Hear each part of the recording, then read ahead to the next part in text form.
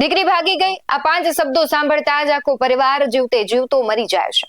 પણ શું આપણે ક્યારેય વિચાર કર્યું કે લાડકોડમાં ઉછેરેલી દીકરીને રાતોરાત ઘરની દિવાલો કેમ અજાણી લાગે છે?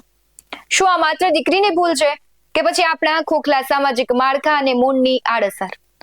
જ્યારે કોઈ દીકરી ઘર છોડીને ભાગી જાય ત્યારે સમાજ સૌથી પહેલા દીકરીના ચરિત્ર પર આંગળી ઉઠાવે છે, પણ કોઈ એ સવાલ નથી કરતું કે પિતાના ખભા પર એ બેસીને મોટી થઈ એ દીકરી એ ખભાને નીચો જોડાવા મજબૂર કેવી રીતના થઈ? શું આપણા ઉછેરમાં કંઈક ખામી છે? શું આપણે દીકરીને સંસ્કારના નામે માત્ર સહન જ કરતા શીખવાડ્યું છે?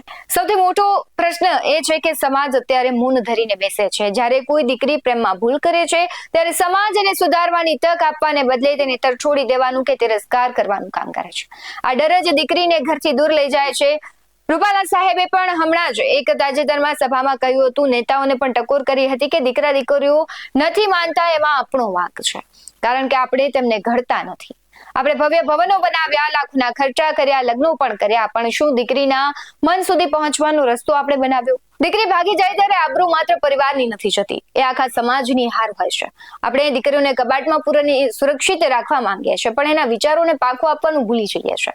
હવે જાગવાનો સમય છે. દીકરી પર નજર રાખવા કરતા દીકરી સાથે વિશ્વાસનો એવો સેતુ બાંધો કે એને બહારની દુનિયાના ખોટા વાયદાઓ ફીકા લાગે. યાદ રાખજો, દીકરી ત્યારે જ ભાગે છે જ્યારે એને ઘર કરતા બહારની દુનિયા વધુ સલામત લાગવા માંડે.